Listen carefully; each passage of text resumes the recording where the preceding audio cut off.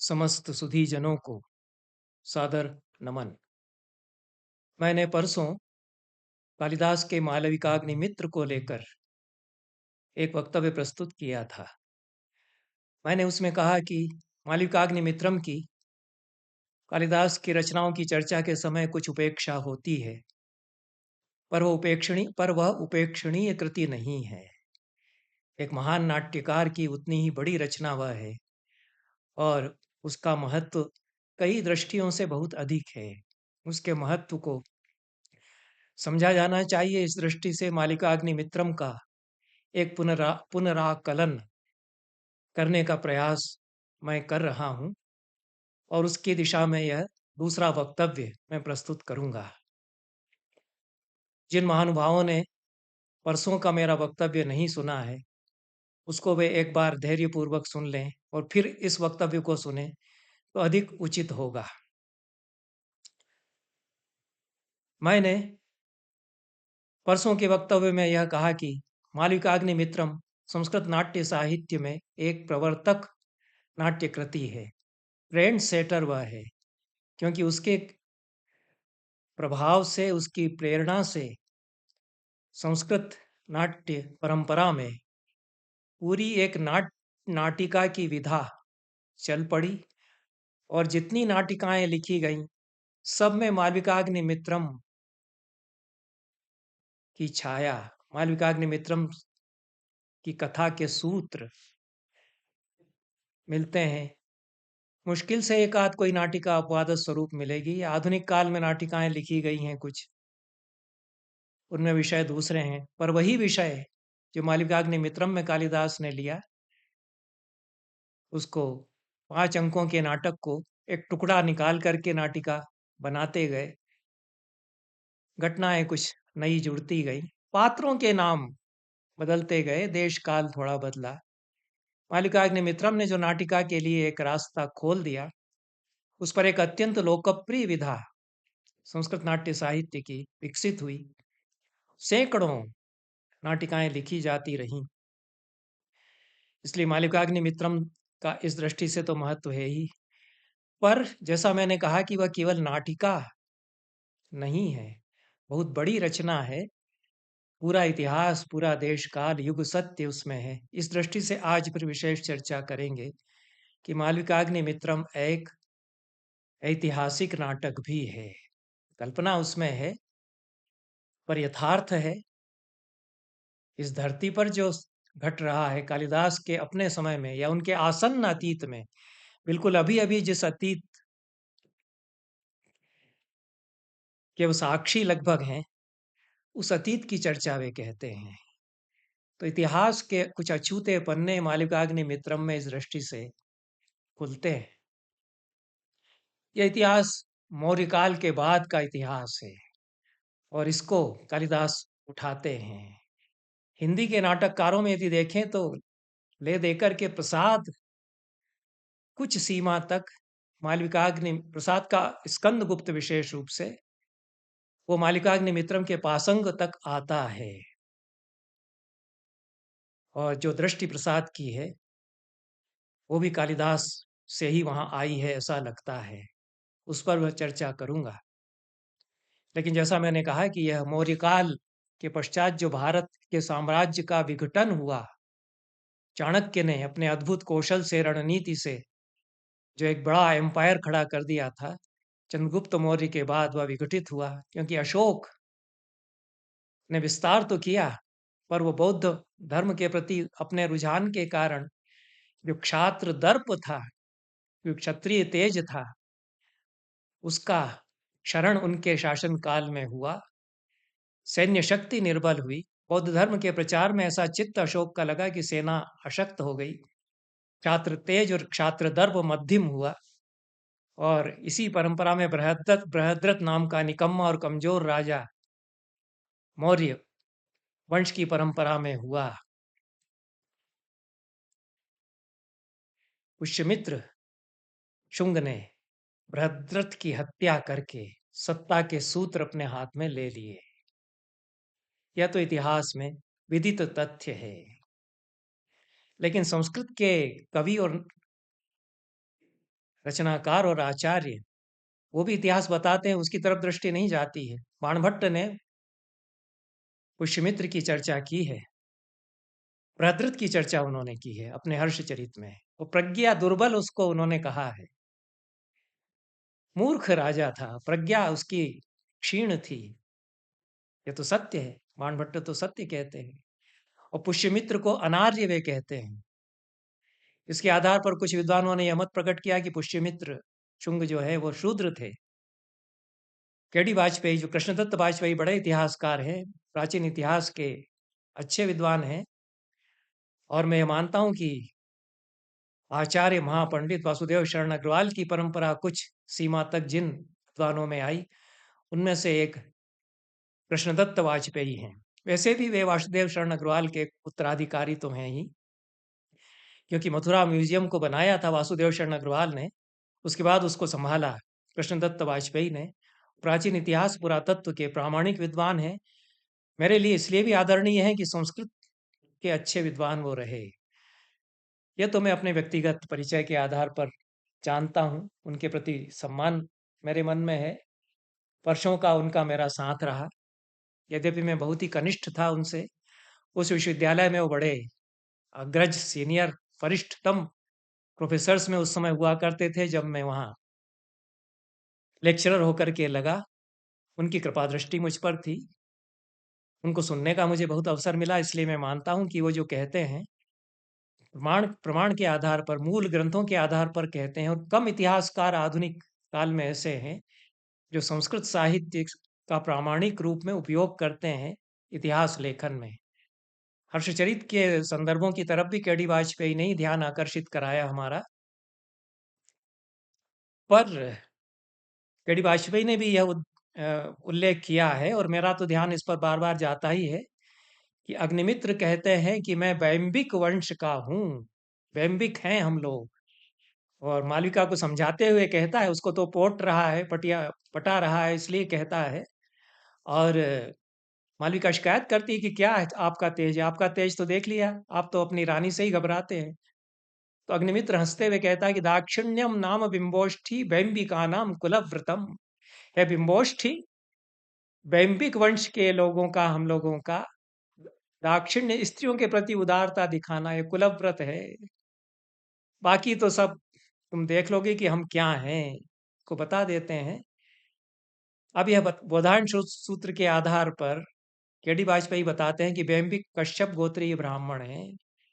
पुराणों में उल्लेख मिलता है कि कश्यप गोत्र का एक औद्भिज्य अर्थात हीन परिवार का सेनापति कलयुग में अश्वमेध का पुनः प्रवर्तन करेगा। यह पुष्यमित्र की ओर संकेत है। इसके उल्लेखों की ओर मैं फिर बाद में आऊंगा।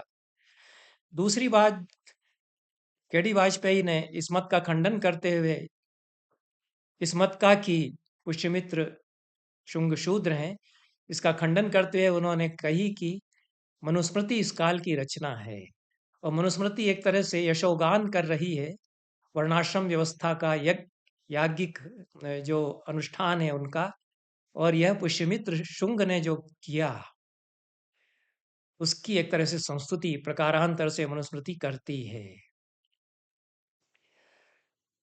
पुष्यमित्र शुंग ने जो हत्या कर दी, उसके परिणाम स्वरूप कुछ लोग अभी भी बृहद्रथ के प्रति सहानुभूति रखने वाले बचे हुए हैं, और यह इतिहास कालिदास जानते हैं। और केडी वाजपेयी भी इसको मानते हैं कि कालिदास को इस इतिहास की जानकारी है। रोमिला थापर संस्कृतज्ञ नहीं है, उन्होंने पढ़ने की जरूरत नहीं समझी, अनुवाद में पढ़ लेती ठीक से कालिदास का मालिकाग्निमित्रम, तो कुछ सूत्र उनको मिल जाते, यद्यपि बहुत आदरणीय है इतिहासकार के रूप में। पर पुष्यमित्र का उल्लेख तो वो करती हैं, अग्निमित्र का उल्लेख वो नहीं करती। पुष्यमित्र हैं तो अग्निमित्र हुए ही होंगे, उनके बेटे हैं। तो कालिदास बता रहे हैं कि विदिशा के शासक हैं अग्निमित्र, तो अग्निमित्र विदिशा के शासक हैं। वो तो शिलालेख वहाँ, और एक राजदूत तक्षशिला से वहाँ भेजा गया है विदिशा में, उसका स्तंभ है। तो विदिशा में कोई शासक है और उसी काल का है, पर उसका उल्लेख अग्निमित्र नाम का रोमिला थापर ने अपने भारत के इतिहास में नहीं किया। वे यह मानती हैं कि पुष्यमित्र और शुंग वंश की संततियां ब्राह्मण थीं। कड़ी वाजपेयी भी यही मानते हैं। पुष्यमित्र शुंग ने 2 बार अश्वमेध किया, यह भी रोमिला थापर स्वीकार करती हैं।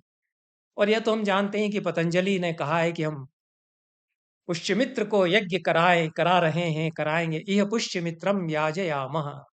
2 बार यह वाक्य उनके महाभाष्य में आता है। रट लकार के उदाहरण में दिया जो भी, पर अश्वमेध हुआ और पतंजलि साक्षी और हम करा रहे हैं, यह भी वो कहते हैं। कदाचित पतंजलि गुरु हैं और वे यज्ञ करा रहे हैं। पटलिपुत्र में तो वे भी हैं। वहीं पर महान दार्शनिक, महान वैयाकरण, जिन्होंने कि पाणिनि के बाद सबसे बड़ा कार्य किया, संस्कृत व्याकरण के लिए महाभाष्य लिखा, जिन्होंने योग सूत्र लिखे और योग दर्शन के प्रवर्तक आचार्य बने, सब उन्हीं को नमन करते हैं। जितने भी योग के नाम पर अपना विस्तार कर रहे हैं, योग का प्रचार कर रहे हैं, सब लोग पतंजलि प्रांजलि मानतोस्मि कहते हैं।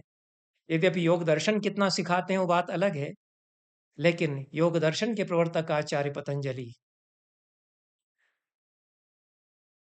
हुए। और ब्राह्मण धर्म का, वैदिक धर्म का पुनरुत्थान एक बार फिर से हुआ मौर्य वंश के पश्चात। मौर्य वंश में जो अशोक ने बौद्ध धर्म के प्रचार में अपनी सारी शक्ति झोंक दी थी, उसके कारण एक प्रतिक्रिया जो ब्राह्मणों में आई, वह प्रतिक्रिया भी एक कारण थी कि पुष्यमित्र शुंग ने तलवार से काट डाला बृहद्रथ को।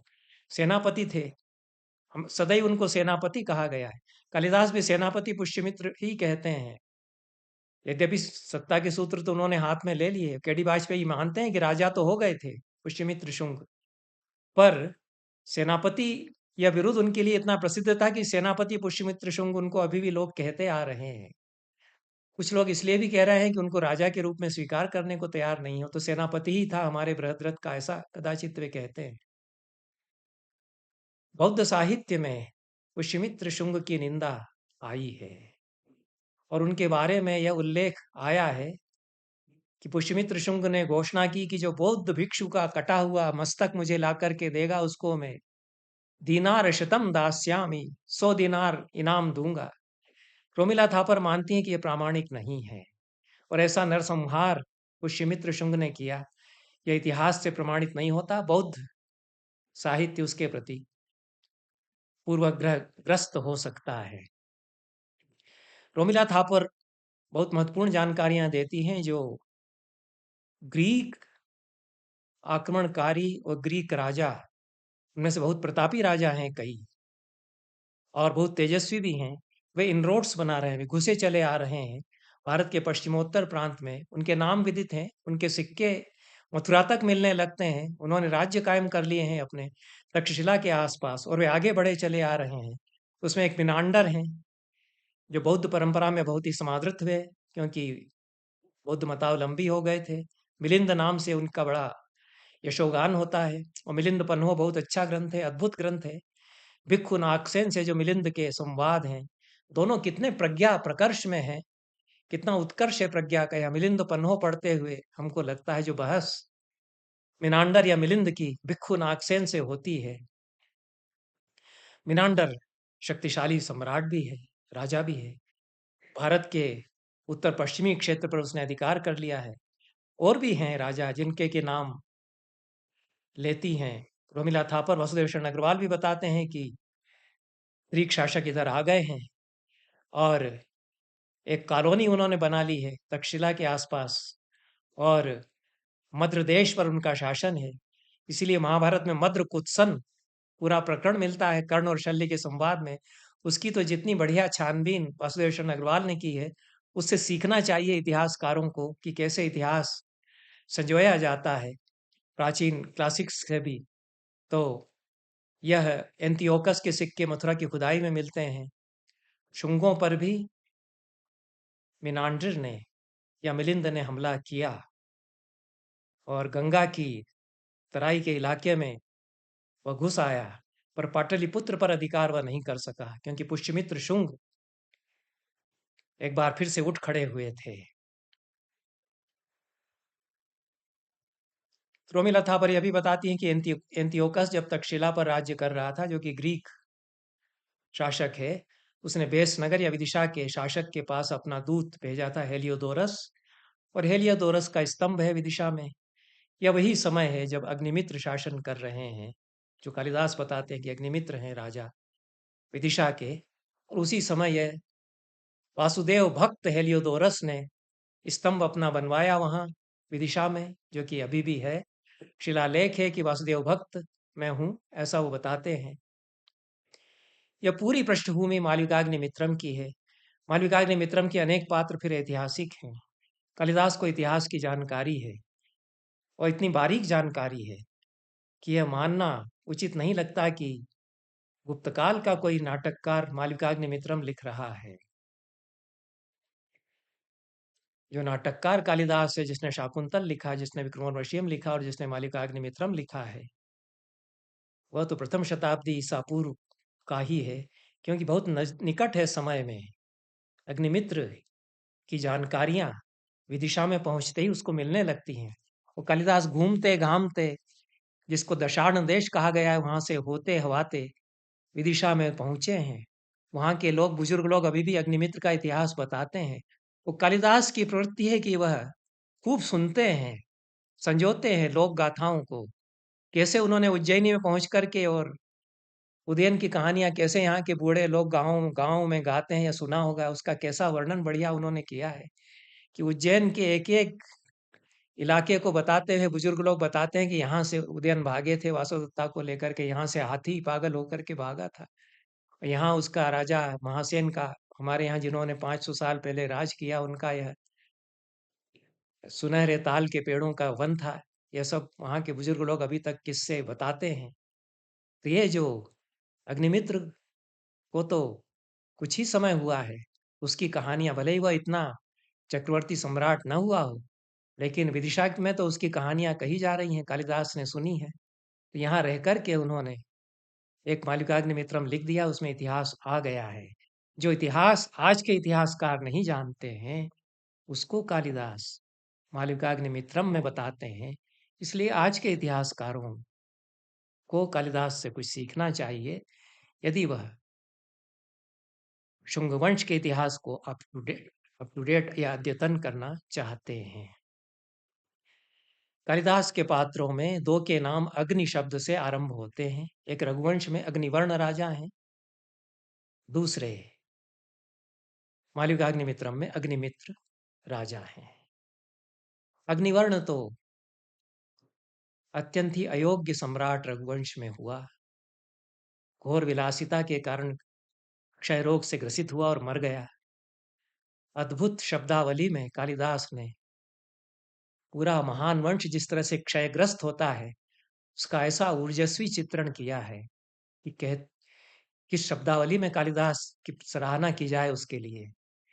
उन्होंने जैसे कह दिया है कि कोई अंतर नहीं पड़ा, वह राजा जब नवयुवक था, तरुण था, विलास करता था, तब की स्थिति में, और अब इतना कमजोर हो गया है कि उठ नहीं सकता है बिस्तर से। दोनों स्थितियां एक जैसी हैं।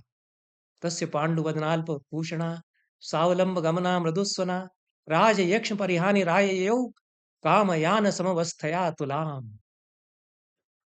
पहले भी पीला पीला चेहरा रहता था सुंदरियों के बीच विहार करते हुए वियोग के कारण, वैसा ही पीला पीला चेहरा अब है।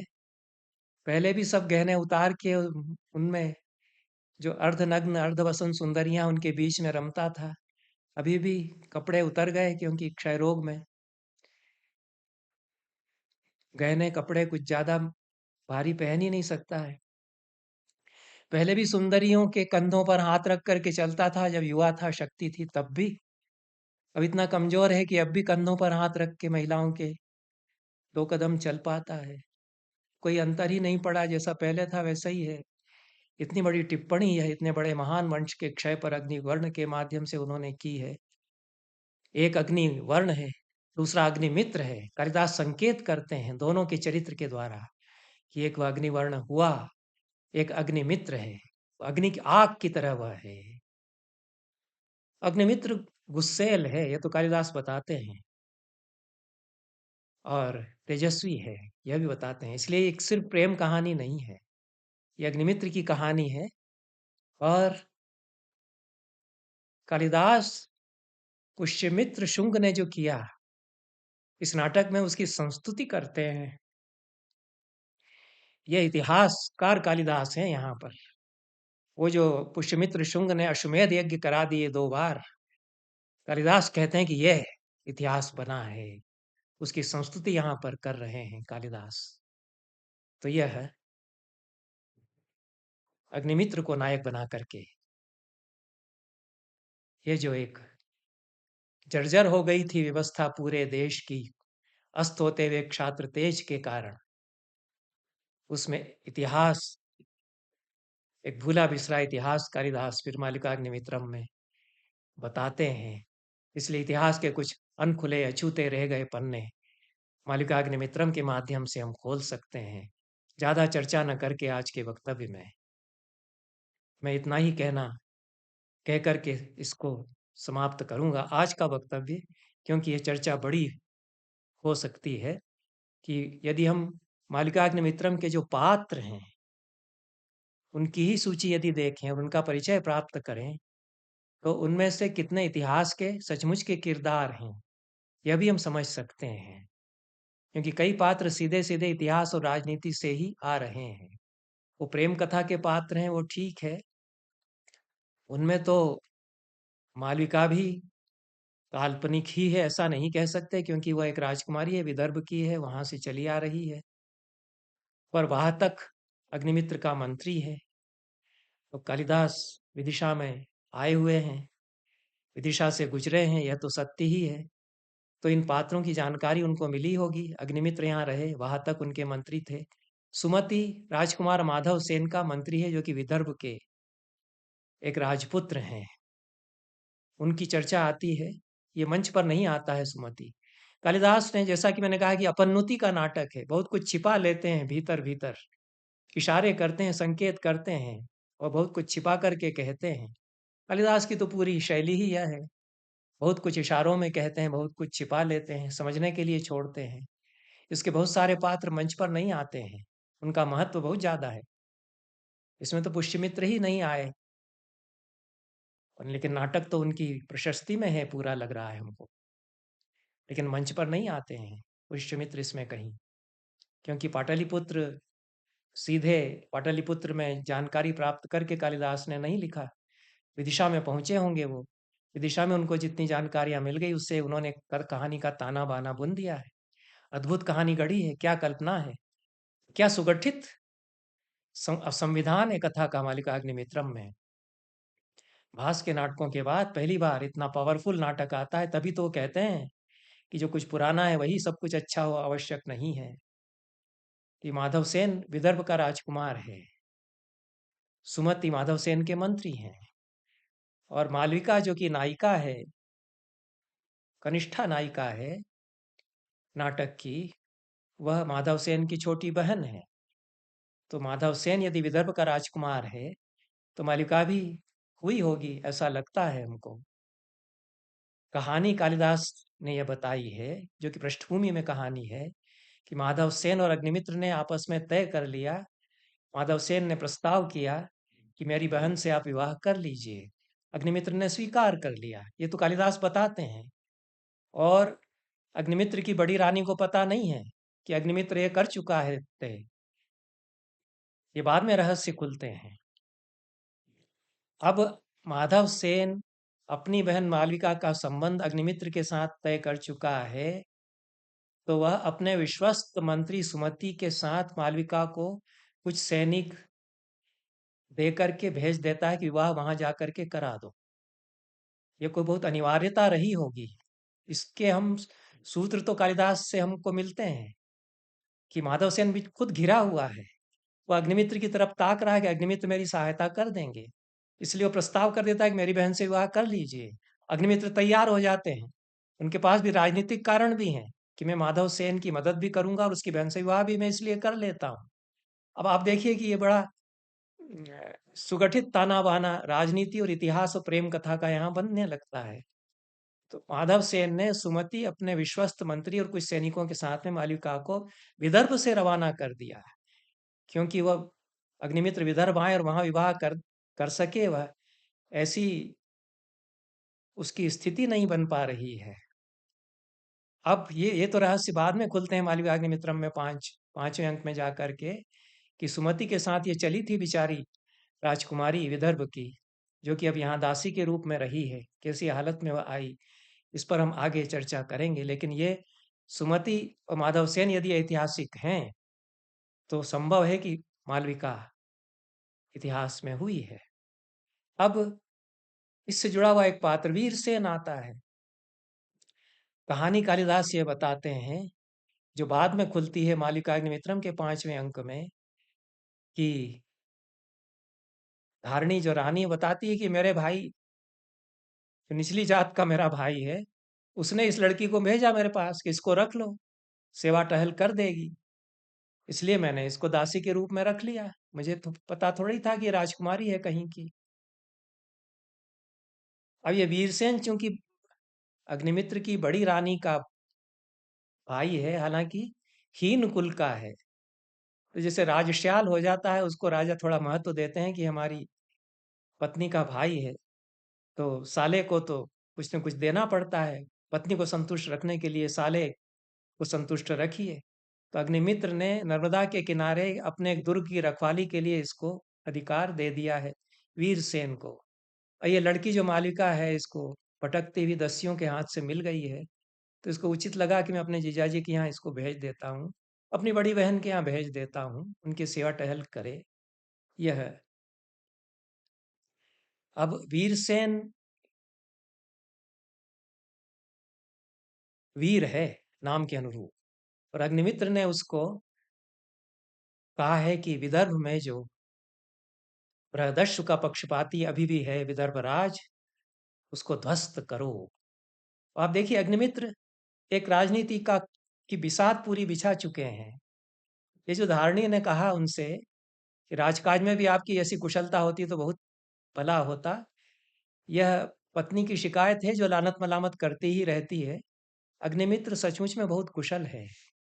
मालिकाग्निमित्रम में जो अग्निमित्र को खड़ा किया है कालिदास ने, आप उसकी देखिए कितनी तत्काल निर्णय लेता है, बहुत अच्छे निर्णय लेता है, और कितना घिरा हुआ है। उसको भेज दिया गया यहाँ विदर्भ में कि संभालो, और अभी भी बृहदस्यु के पक्षपाती लोग विदर्भ तक बैठे हुए हैं। अब ये अपनी रानी के एक भाई को कुछ अधिकार दे करके फिर कहता है कि विदर्भ में जाकर के लड़ाई करो। ये चल रहा है एक तरफ, ये पृष्ठभूमि में चल रहा है। इस बीच बहुत कुछ घट रहा है मालिकाग्निमित्रम के घटना चक्र में, और मालविका से प्रेम तो चल रहा है, ठीक है। अब ये यज्ञसेन जो है, ये माधव सेन का ही चचेरा भाई है। माधव सेन और यज्ञसेन दोनों भाई भाई चचेरे भाई हैं। दोनों में सत्ता के लिए संघर्ष भी है, दोनों विदर्भ के हैं। जैसे कौरव पांडवों में हस्तिनापुर की सत्ता के लिए युद्ध है, वैसे ही विदर्भ की सत्ता के लिए दोनों में युद्ध है।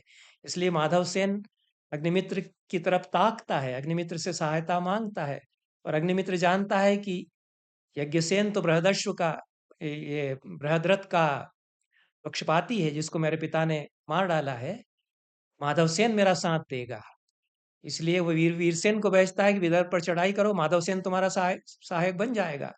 इधर चूंकि विदर्भ में युद्ध होने वाला है, इसलिए माधवसेन अपनी बहन को कुछ विश्वस्त सैनिकों और अपने विश्वस्त मंत्री के हाथ भेज देता है कि विवाह वहीं जाके करा दो, अग्निमित्र हमारा बना रहेगा, हमारी सहायता करता रहेगा, और यज्ञसेन से मैं निपटूंगा अपने चचेरे भाई से। ये सारा घटना चक्र है जो कालिदास बुनते हैं। केडी वाजपेयी मानते हैं कि सारे पात्र ऐतिहासिक हैं। वे मानते हैं कि यज्ञसेन विदर्भ में हुए, माधवसेन विदर्भ के एक राजकुमार हैं।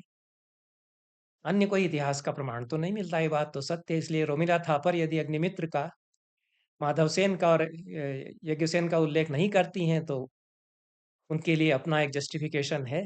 वो संस्कृत साहित्य को, संस्कृत नाटककारों को प्रमाण नहीं मानती होंगी। लेकिन जो प्रमाण नहीं मानते थे, बाद में उनको झुकना पड़ गया। ये लोग रामगुप्त को ऐतिहासिक व्यक्ति नहीं मानते थे, जबकि संस्कृत साहित्य बार बार बता रहा है कि चंद्रगुप्त, गुप्त काल में जो प्रतापी विक्रमादित्य चंद्रगुप्त हुए, उनके बड़े भाई रामगुप्त थे, जिन्होंने अपनी पत्नी ध्रुव स्वामिनी को शक राजा को देना स्वीकार कर लिया था। उसको बाणभट्ट ने उल्लेख किया, उसको राजशेखर ने उल्लेख किया है, या शंकर प्रसाद काशी में बैठ कर के पूरा इतिहास बता रहे हैं कि ये ध्रुव स्वामिनी का इतिहास है, रामगुप्त का इतिहास है, संस्कृत साहित्य इसमें खूब प्रमाण दे रहा है। ये लोग नहीं मान रहे हैं, लेकिन बाद में मानना पड़ गया जब रामगुप्त का सिक्का मिल गया। तो संस्कृत साहित्य का इतिहास के स्रोत के रूप में उपयोग करना जाना नहीं, संस्कृत सीखने की बहुत ज़रूरत नहीं समझी कई आधुनिक इतिहासकारों ने। इसलिए प्रगतिशील तो हैं, लेकिन वे पिछड़े हुए हैं। कि केडी वाजपेयी भले ही उस अर्थ में प्रगतिशील नहीं हैं, पर वो संस्कृत के विद्वान हैं और वे इस दृष्टि से आगे हैं। ऐसा कम से कम मैं कह सकता हूँ।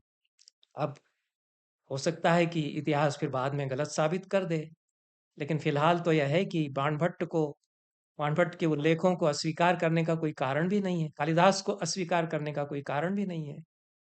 तो ये माधव सेन, यज्ञ सेन, सुमति, ये ऐतिहासिक पात्र यदि मान लिए हैं केडी वाजपेयी ने, तो मालविका जो माधव सेन की बहन है, उससे अग्निमित्र ने विवाह किया होगा। कालिदास ने उसको एक सुंदर सी प्रेम कहानी भी बना दिया, लेकिन ये जो पूरा जटिल ताना बाना है इतिहास और राजनीति का, उस पर पक्की नजर कालिदास की है।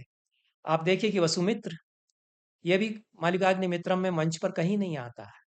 केडी वाजपेयी कहते हैं कि 21 साल का वसुमित्र इस समय हो चुका है जब मालिकाग्निमित्रम, कालिदास मालिकाग्निमित्रम में जो घटनाएं बता रहे हैं उस समय की, और अग्निमित्र 41 वर्ष का है, पुष्यमित्र 60 वर्ष के हो चुके होंगे। ये 3 पीढ़ियां हैं मालिकाग्निमित्रम में। पुष्यमित्र उसमें हैं जो कि मंच पर नहीं आते, और पृष्ठभूमि में तो बड़े प्रतापी राजा के रूप में उनका पूरा मालिकाग्निमित्रम, पुष्यमित्र शुंग ने जो किया उसके लिए एक रिकमेंडेशन है अंततः, ये मैं मानता हूँ।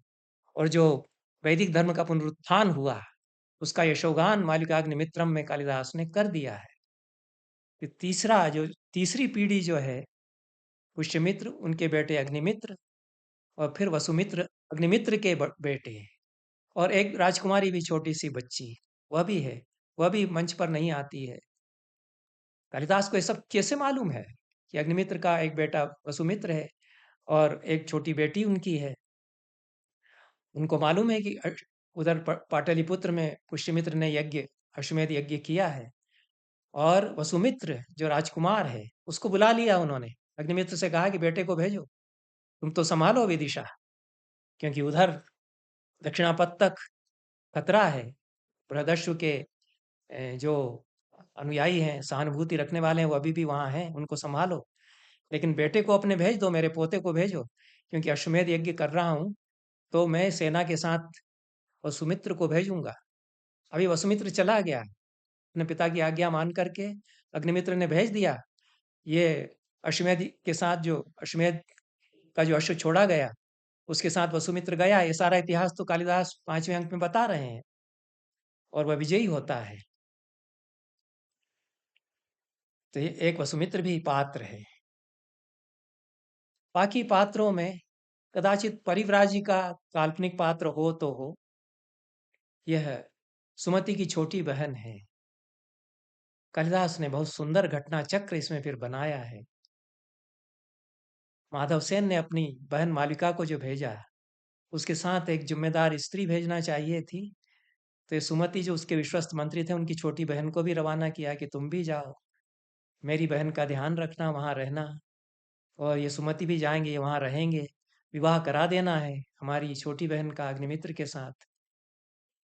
अद्भुत दारुण घटना घट गई कि रास्ते में विदर्भ से विदिशा का मार्ग लंबा था, ये लोग सब बिछड़ गए। बड़ी दर्दनाक कहानी यह हो गई। उसको फिर बाद में बताऊंगा, वह कितनी ऐतिहासिक है, यह तो विचार करना पड़ेगा। बाकी पात्रों में, इतने पात्रों के बारे में तो पूरी पूरी पूरा पूरा विश्वास करने का कारण है कि ऐतिहासिक हैं। अग्निमित्र, माधव सेन, यज्ञ सेन, सुमति और मालविका, 5 पात्र। और फिर वसुमित्र, पुष्यमित्र, जो कि मंच पर नहीं आते हैं, लेकिन मालिकाग्निमित्रम की कहानी में महत्वपूर्ण भूमिका निभाते हैं। बाकी पात्रों में गणदास, हरदास, जो नाटक के आचार्य हैं, नाट्याचार्य हैं, नृत्य सिखाते हैं, हरदास जो है इरावती को सिखाता है और गणदास जो है मालविका को सिखाता है। बाकी दासियाँ हैं, कंचुकी हैं, ये काल्पनिक पात्र हो सकते हैं। और मुझे लगता है कि ये 7 पात्र कम से कम मालिकाग्निमित्रम के ऐतिहासिक हैं। माधव सेन यज्ञसेन विदर्भ के, सुमति माधव सेन का मंत्री, अग्निमित्र विदिशा का शासक, वसुमित्र उसका बेटा, स्वयं पुष्यमित्र और फिर मालविका भी, जो कि माधव सेन की बहन है। ये 7 पात्र इतिहास से कालिदास ने लिए हैं। इसलिए मुझे लगता है कि मालिकाग्निमित्रम एक अत्यंत ही महत्वपूर्ण ऐतिहासिक नाटक भी है और वह इतिहास के कुछ भूले बिसरे प्रसंग हमारे सामने खोलता है, जो कि आधुनिक इतिहासकार नहीं खोल पा रहे हैं। जो पुराणों में थोड़ा-सा आया, उस पर मैं समय हो रहा है इसलिए कल चर्चा करूँगा। और अन्यथा जिसकी जानकारी हमें नहीं है, कालिदास को है, क्योंकि कालिदास प्रथम शताब्दी ईसा पूर्व में या उसके कुछ पहले हैं और वे साक्षात जानकारियाँ ले रहे हैं, जो कि उनकी आदत है। वे यायावर हैं, घुमक्कड़ हैं, वे सब जगह सुनते हैं, क्या-क्या किस्से कहानियाँ कहाँ-कहाँ कहे जा रहे हैं। तो हम कालिदास का स्वभाव है, जानते हैं उनके बारे में। उन्होंने बता दिया कि ऐसा हम करते रहे हैं। तो ये पूरा किस्सा जो उन्होंने बटोरा, विदिशा में घूमते या घामते जो आए होंगे, इसमें एक इतिहास है। इस इतिहास को कालिदास ने मालिकाग्निमित्रम में बहुत सुंदर कथा का ताना-बाना बुन कर के, बहुत सुगठित कथा उससे उन्होंने बनाई है। उसका तो एक खाका मैंने किसी तरह प्रस्तुत करने का प्रयास किया, लेकिन उसमें जो छूट गया है उसको मैं फिर कल प्रस्तुत करने का प्रयास करूँगा। आज का वक्तव्य यहीं समाप्त करते हैं। सभी को बहुत-बहुत धन्यवाद। नमस्कार।